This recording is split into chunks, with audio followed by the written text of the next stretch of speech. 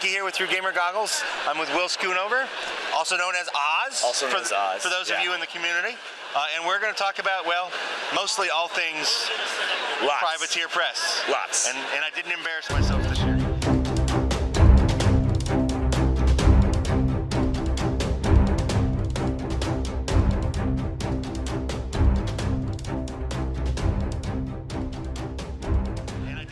Myself this year. Cool. Cool. Last year I said some other company. Oh, nice. Yeah. Fortunately, it wasn't a miniatures company. Privateer Press. So we're going to start with his bread and butter. He's the rules developer for Monsterpocalypse, which some of you may remember. Yeah. 2008. It's been 10 years. They were going to release it, or they actually did release it. Yeah, we released it. Yeah. And I didn't buy into it, sadly. And actually now, from the looks of it, I'm kind of glad I didn't, because those pieces wouldn't transfer. Those were pre-painted, collectible plastic. They had to be a little bit lower. Right? Yeah, they had to be a little lower detail because of the manufacturing process. But now we've brought it back as a hobby miniatures game, so the detail level is much, much, much higher. And the models are all a little bit bigger than the old models too. What scale is it? So it doesn't really have a scale. Oh, it's because those buildings look like they could be used for a lot of everything. So like a lot of the vehicles would probably be like 6mm scale, but the monsters are not necessarily that scale. All the monsters are around 80mm tall, but we don't really have a scale for it because it's played on a board with spaces and that kind of stuff. The buildings look sharp from here. I don't know what they're made out of, but they look sharp. So the starter comes with 6 paper buildings that are like tuck boxes. They fold up and peg together. And then in the first couple of months of releases, we're releasing 6 resin buildings. And those are like power plants and skyscrapers and all the cool buildings that give you cool powers. The apartment buildings in the base set give you enough buildings to play a game, but they don't have special powers. They're just the baseline buildings. Okay. So what is the main rules mechanic behind the game? So Monsterpocalypse is a monster combat game. It's a lot like a wrestling match between monsters. And it's a resource management game at its core. You have 3 kinds of dice. You have white action dice, you have blue boost dice, and you have red power dice. Your white action dice are your main resource. You have 10 of those. You have 2 boxes you put those dice in. You have a unit pool and a monster pool. And whatever pool you activate, you can spin the dice out of that pool. So if you want to take a monster turn, you have to have action dice in your monster pool. And as soon as you spin those dice, they move to the unit pool. So during the game, you're moving dice back and forth. And you can only do, like if you take a really big monster turn and use all your dice, the next turn you take has to be a unit turn. Okay. And then power dice are things that monsters can use to be better. The units on the map, the little tanks and stuff, they grab power zones, and that gives you power dice. And then monsters can throw power dice in their attacks to do bigger things. So there's definitely territory control. Yes. There's your action dice manipulation. Yeah. So with your action dice, then basically you assign them once. You spend them. Well, you spend them at the start of the game, and then you ship back. No. You spend them as you. It's like resource tokens that you also roll. So like, first thing you do on a game is you set up all the buildings. So we build our city, and we're both doing this. And the buildings are neutral until we control them during the game.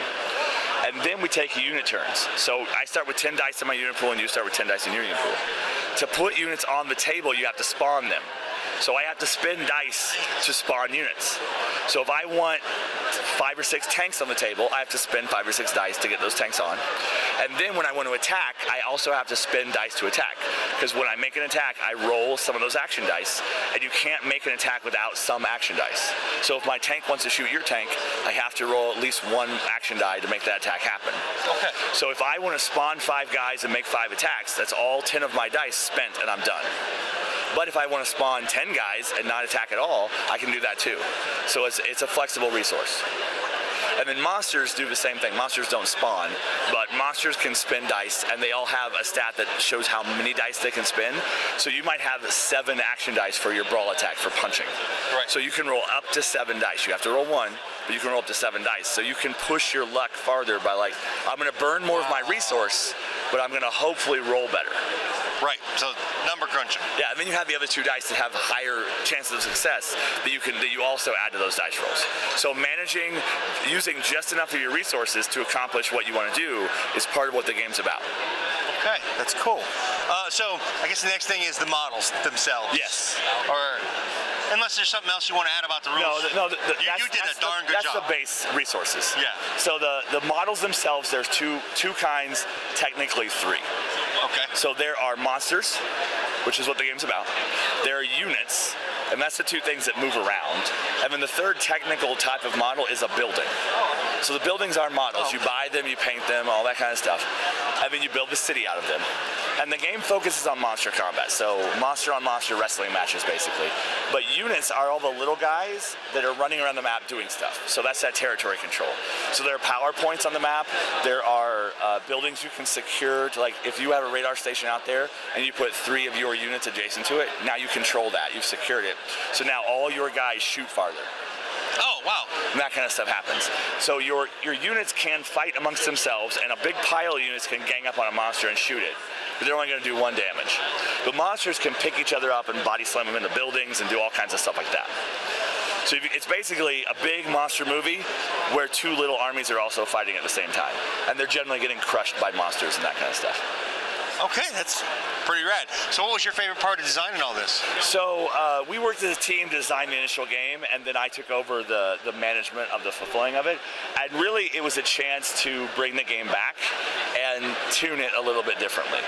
Well, it sounds like it's a lot better. Yeah, because we've sped up gameplay, because the old game was a one-on-one monster game primarily, and it had ways to play 2-on-2, but they were a little confusing and convoluted. So we streamlined this version to be 2-on-2 monster, because that's the funnest version of the game. So we took a couple things out, we added some more things in, we revamped all of the stats. We took a look at every single model and changed some things and adjusted abilities and that kind of stuff.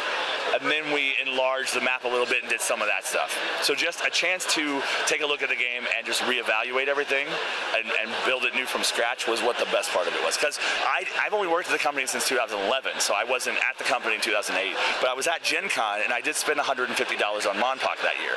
So I've liked this game since it's existed, but getting a chance to play around with the mechanics and change things and make it better, in our opinion, was what was fun about it. Okay, that's excellent. So, okay, back to the models themselves. Yeah. I know that you have to assemble them now. Yes. So how are they like being blistered? Is there a theme to the way they're blistered? A starter box is 1 monster and 5 units. Okay. Those 5 units are also a blister. Okay. So blisters are 5 units, monsters come in a box or a starter. So when Cthulhu and Zor Maxim, the next 2 monsters that come out in October, they're going to be in boxes by themselves. All right. And they're going to have blisters of units by themselves. And they all have different abilities. And they all have different abilities. Yep. The cards come in the units and monster blisters. The monster cards are great big giant cards with lots of stuff on them and a health tracker on the bottom. Yeah, I see. And your unit cards are standard size cards.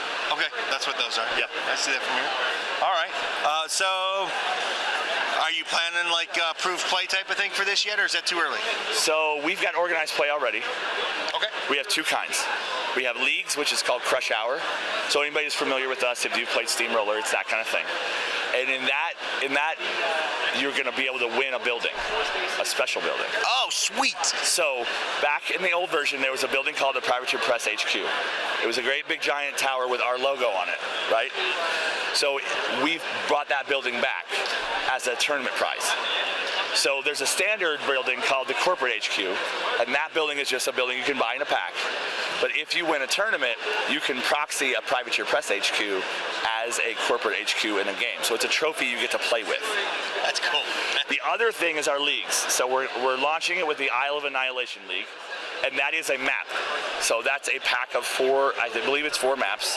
And so the store can get it, and then the players get to keep those maps, and it's a brand new map. It's an island, and there's a volcano in the middle.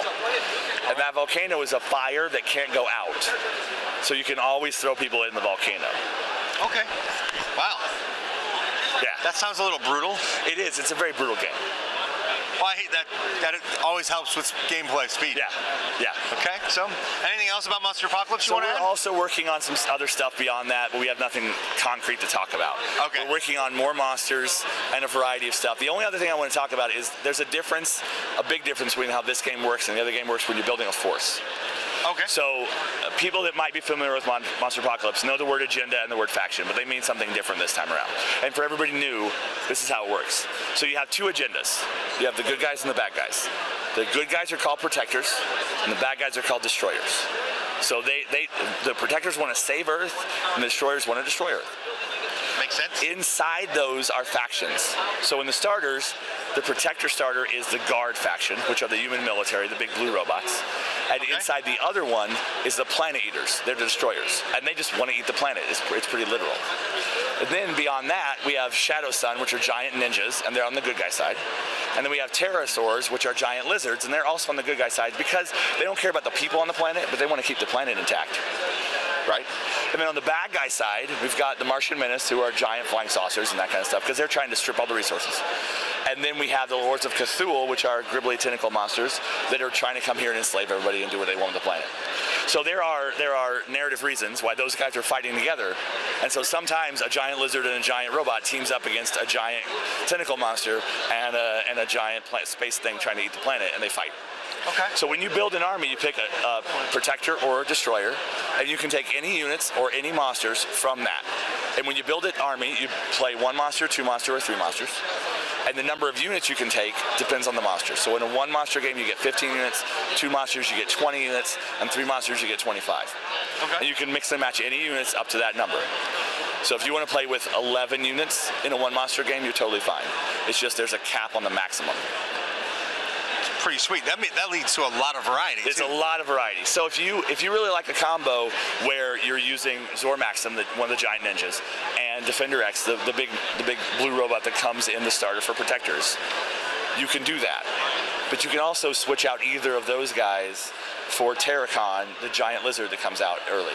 And then more monsters for all those factions will come out. And then other factions will get represented by monsters and units and that kind of stuff. Okay. All right. So, you want to move to War Machine now? Sure. I just popped my knee. Don't do that. Too late. Yeah. So, new guys. Guild Guard. Nope. Almost close. So at Lock and Load, we launched, and now we're releasing in normal waves, the Crucible Guard. Crucible. The Crucible Guard fights to protect the Order of the Golden Crucible. Anybody out there that knows the setting knows that they're the alchemists that invented gunpowder and all that stuff. So these guys are super high-tech, alchemical, steampunk, turned to 11. Yeah, they have a unique look. I mean, they've got a really they're unique look. The most streamlined machines in the game. They're the highest tech on the human side they look, for alchemy. They're like Corvettes compared to everything else. Yeah. It's like a truck or a Menoth wrecking ball. Yeah. They're also, a faction play-wise, a very overlappy support faction. So they have a lot of things, because they're all alchemical. So they have guys that have little squirt launchers on their arms that have rust spray in them. So he can run up and spray the thing and drop his armor, and then your guys with jetpacks can zoom in and drop grenades on it. So they're probably the biggest balance of troop to jack. They have a bunch of things where it really goes good to build layered combinations of things. I think I'm getting a new army. Yeah. No, that's definitely, I like troops a lot. Yeah. One is...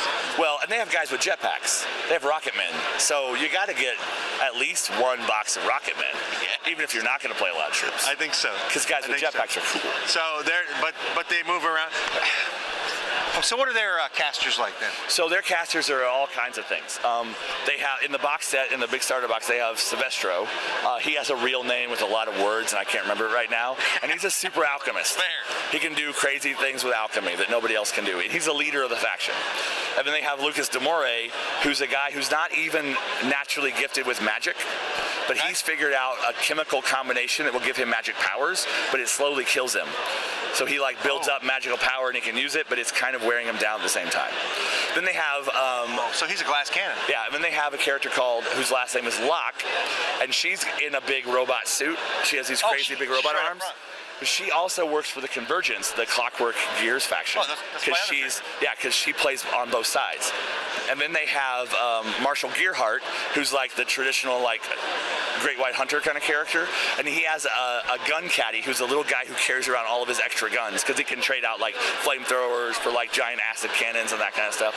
And then they have a Warcaster who's riding in a tank. Ira McKay, she's not in there yet. She's coming. She's in a battle engine, so there's a battle engine tank and then her in the tank too. Wow, very cool. Yeah. Very cool. Yeah. So how's their strategy different than? It's that overlapping stuff. So you want to get somebody in, like they have an alchemist unit that has ice bombs. So you can get the alchemist in there and freeze something to lower its defense, so that something else can come in and hit it easier to kill it. All right, that works for me. Yeah. It's good. It's a gimmick army. Yeah. I like it. Yeah. Well, let's talk about. I always want to say it wrong because I'm dyslexic. Sure. Company of Iron. Company of Iron is also my game. I worked on Company Oh, of Iron. really? Yeah. I talked with Will about it last year at Origins, and I love the sound of it because almost anybody can play it that hasn't played in decades. Yeah. So it is basically War Machine at the squad level. Right. You build a 20 or 25 point force using the regular rules, but you don't get a Warcaster, you don't generally get heavy Warjacks, and you don't get a couple other things like guys on horses and stuff. Right. So there's also a starter box for it that has two 20-point forces. Yep. Or you can buy just the card deck because it has like a special card deck. Oh, I didn't know that. And the rules are all free online. So you can go to our website, like Press/rules. And that's get for all everything, that though, stuff. right? Yes, all of our, like the Monsterpocalypse rules are on there also. Right. Go to monsterpocalypse.com for those rules. That's easier to find that way. Okay. But yeah, Company of Iron is scaled down War Machine. Right. So if you really like trenchers, but you've never wanted to build an entire Signa army, you can just buy a couple units of trenchers and stuff, and you can just play a Company of Iron. That was very slick. I thought there was going to be more releases for it, but now I see. Well, almost every single War Machine release is a Company of Iron release. Right. Yeah. There's also a Company of Iron mode in War Room, our app. So it'll flip over and it'll tell you all their stuff that's Company of Iron specific. So some of the text changes on some of the rules to be Company of Iron specific. So in that mode flip, it'll tell you all those rules changes. I was unaware of that. Yep. See? I'm glad I do this stuff. It also plays alternating activations. So it's not like I do my army, you do your army. It's I go with one guy and you go with one guy. And it's very narrative driven. It's got like thematic scenarios where like you're holding objectives and I'm carrying bombs and I want to blow up your objectives. So there's things like that in that game. All right. Yep. And what's new with Hordes? Because I kind of fell off the face of the earth with it. So War Machine got a brand new faction right now. Right. So Hordes hasn't gotten anything That'll be that big and shiny. Yeah. But we did announce Infernals at Lock and Load, which is a new faction coming to the game. They sound fiery. We haven't talked about it much. So are we allowed to talk about it? We're not talking about it much, but they're coming. But Infernals are weird. They're kind of the demons of a setting. They're like the deal with the devil kind of guy. They live outside of our time and space. Okay. And they come in and they like, I'll do a deal with you for your soul, that kind of thing. And there will be more information about Infernals coming. All right, but we announced their next summer's faction. In the coming months, we already talked about what's coming for Monsterpocalypse. Yep. What's next on the horizon? So we're still doing CID, our Community Integrated Development. We're going to be starting the Circle of Ouroboros Tharn CID pretty soon. Okay. And then we've got some Scorn stuff later in the year. And we're just, that's a rolling process where we play test with the community. Yep. And then we just got more stuff that we'll announce as it comes out. Okay, so whatever works best in playtest. Yeah. All right, anything else you want to add? That's about it. I think we covered everything. Okay, thank you. Yeah, thanks for stopping by. Bye, guys. Bye. See you again next year, or hopefully sooner. Thank you very much, man. Yeah, no problem. Hi, guys. Meet the Nibbles, who's gonna go down. She just decided not to go down my back, so we'll do this for her so she's comfy. Thanks for watching my video, and I appreciate it. Please hit the like button and share it if you know somebody who might be interested. And of course, there's always Twitter and the Facebook thingy, and soon I have a newsletter coming. That'll be down there or in a link below, and my kitty cat loves that idea. So anyway, there was one more thing. Oh yeah, subscribe. Be a part of my community, our community. Let's make it grow together. See you guys at a con somewhere, or a local store, or if I'm driving through the country, maybe a game club. I don't know, you're not going to go knock down my camera. Bye, guys.